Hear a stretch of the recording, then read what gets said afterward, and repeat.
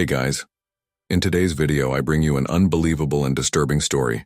We will meet Azariah Caldwell, an experienced pastor who had a near-death experience during a simple bike ride.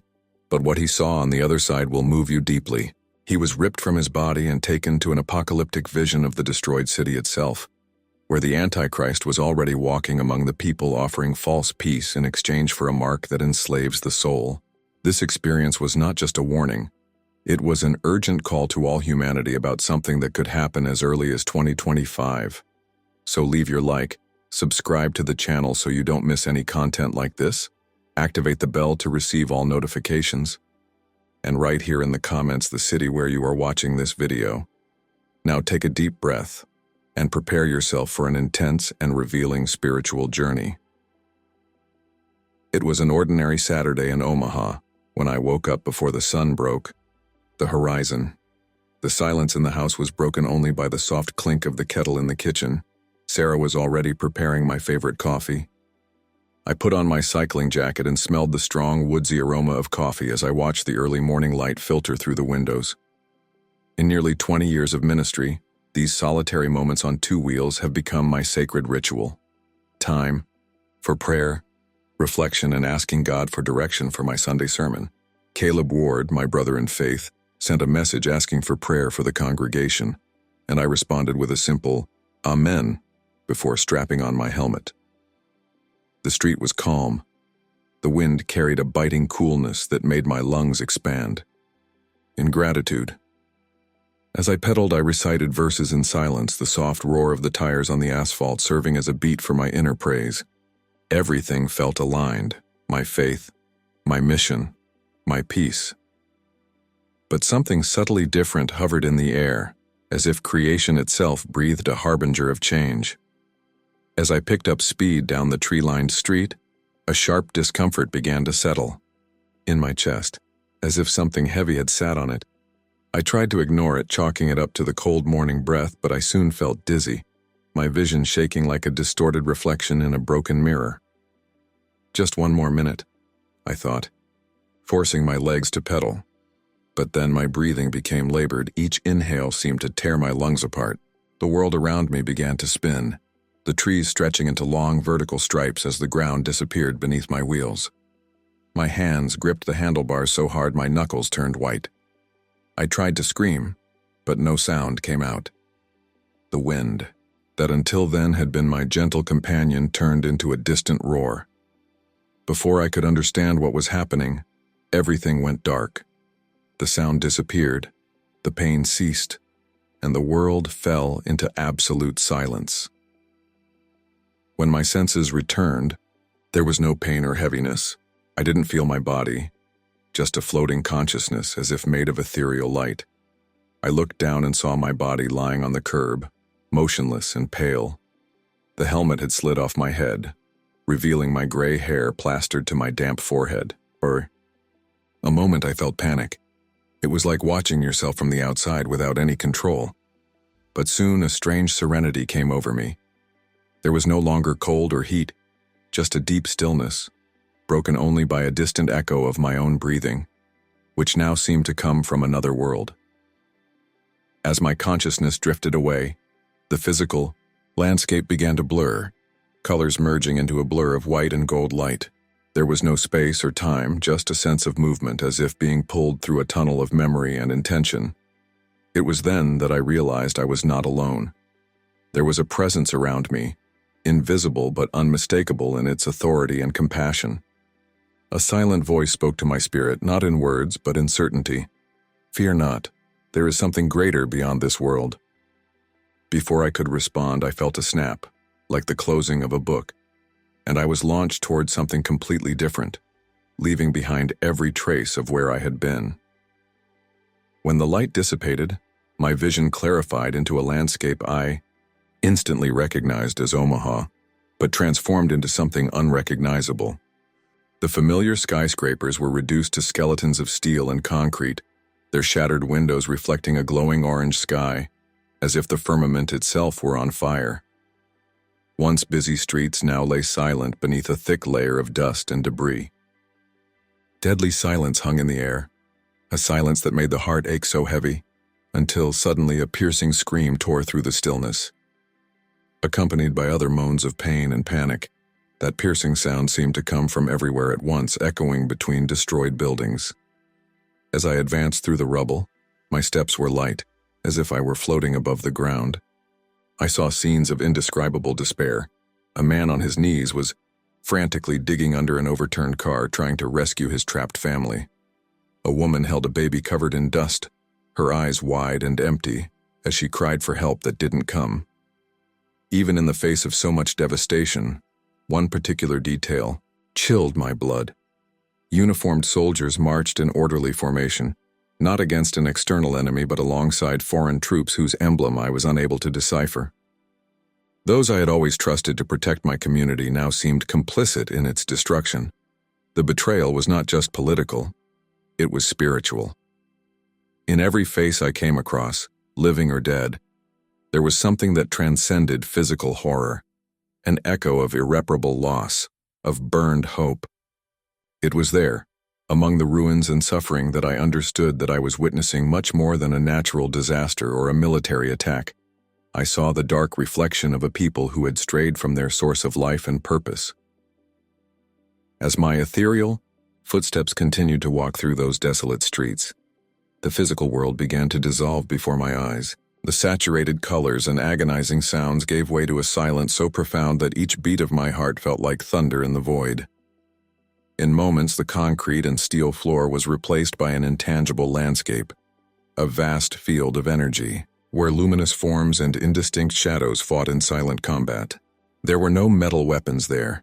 The attacks were made of pure and unholy intent, like blades of light and blasts of darkness. I saw spirits that shimmered in shades of gold, trying to protect the souls trapped in the ruins below, while shadowy figures writhed in rage, seeking to devour every shred of hope. A voice, not audible in sound but resonant in meaning, declared that this field was the true battlefield for the fate of humanity. Every human action, every choice of faith or rejection, fed these invisible forces. The physical devastation I had witnessed was only the outward manifestation of a much older and deeper war. In the center of that spiritual turmoil, I noticed how each pained face on the streets reflected a piece of this conflict. Families torn apart by doubt, communities fragmented by fear, and leaders corrupted by the pursuit of power. This wasn't just a concrete apocalypse. It was the bitter harvest of a neglected spiritual harvest. Then, as if drawn by an invisible current, I was guided toward a presence that radiated supreme authority. Not the calm peace I had expected, but an energy charged with dark magnetism, ready to claim what was left of vulnerable hearts. As spiritual energy boiled around me, a figure stood out in the mist of light and shadow. He appeared walking with slow and sure steps, dressed in an impeccable suit, his face symmetrically attractive, but with a gleam in his eyes that chilled the soul. When his feet touched the invisible ground of that field, the tumult subsided, as if all conflict revered his presence. He presented himself without spoken words. His authority was understood directly in my spirit. It was Marcus Crow, a man whose charisma transcended the physical, making even the darkest forces hesitate. It drew me close, and I could feel its promise of peace and order cutting like a sharp blade through the chaos around me. Then I glimpsed what he offered, a luminescent seal, as small as an invisible tattoo destined to appear on the forehead or palm of those who accepted. The promise accompanied the symbol, guaranteed access to food, shelter, safety, and stability in a world in ruins. His words didn't need to be said. I felt the seduction of every possibility he opened before me. But there was a price. This mark served as a seal of total submission, an invisible barrier that isolated the bearer from any feelings that challenged his authority. I saw faces that were once full of life become empty and mechanized after accepting that sign. Those who refused were singled out and removed, treated as obstacles to the new order, but they kept something precious, the spark of humanity intact. As Marcus extended his hand in an inviting gesture, a tremor ran through my being. The spiritual world fell silent in expectation. Every force awaited my reaction, as if my yes or my no could decide destinies beyond my own. And at that moment, I realized that I was not facing a mere political or military leader, but someone who represented something much greater and more terrible, the Antichrist in human form, offering a false utopia in exchange for my essence. The offer hovered before me like an abyss disguised as a refuge. Acceptance meant a guarantee of survival, food, shelter, and peace in the midst of absolute destruction. But as my eyes looked at those who had already accepted, I saw in their eyes an icy resignation, an absence of will that terrified more than any bomb. Refusing, however, implied immediate isolation, being marked as an enemy, an outcast in a world that no longer spared anyone. Still, as I looked at the broken souls around me, mothers crying for buried children, children who no longer knew how to cry, men and women consumed by fear, I understood that true slavery was not physical death, but the loss of one's essence. My heart throbbed with the urgency of that moment. I remembered the silent words I had felt before. Fear not. In the midst of that spiritual turmoil, a crystal-clear conviction settled within me. The choice was more than personal. It had eternal implications for all humanity. Breathing steady, I denied Marcus Crow's magnetic presence. His expression changed into a subtle cold smile as if anticipating my response. The forces around me trembled. Shadows stirred, lights flickered.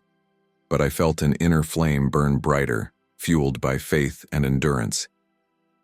And then, I was dragged, back by the same invisible impulse that had brought me there. Leaving behind that spiritual battlefield, the glowing seal never imprinted on my skin, suddenly I was thrown back into my body with the force of a gale. My eyes opened to the gray sky of Omaha, and the crushing weight in my chest returned with an abrupt blow. Sarah was kneeling beside me, tears streaming down her face as she held my shaking hand. I felt the metallic taste of blood in my mouth, a small cut on my lip where I had hit the handlebars, but no other serious injuries. She whispered my name between sobs as I tried to catch my breath, each breath a painful reminder of the border I had crossed. Caleb rushed in seconds later, calling for help and checking my vitals with the skilled hands of a volunteer paramedic. I could barely speak, my body was still shaking, but my mind was as clear as ever. As the paramedics loaded me into the ambulance, I felt the urgency of what I needed to share. It wasn't just a story of survival, it was a testimony to a greater truth, a prophetic message about choices that transcend time. I knew my ministry would never be the same. That night at home, I frantically wrote down every detail I could. Remember the sights, the sounds, the overwhelming presence of Marcus Crow and the spiritual battlefield that had unfolded before me. An irrevocable commitment was born in my heart, to use my voice to prepare hearts for what is to come. The year 2025 is not just a date on the calendar. It is the crossroads where each of us must decide between the illusion of security offered by the world or the eternal freedom that comes from choosing God. This account is not just mine. It is a call to all who hear it. If you like this beautiful spiritual testimony, leave a like, comment on your impressions, subscribe to the channel, and don't forget to activate the notification bell to watch each new video and help us spread this message to a greater number of people. Until next time,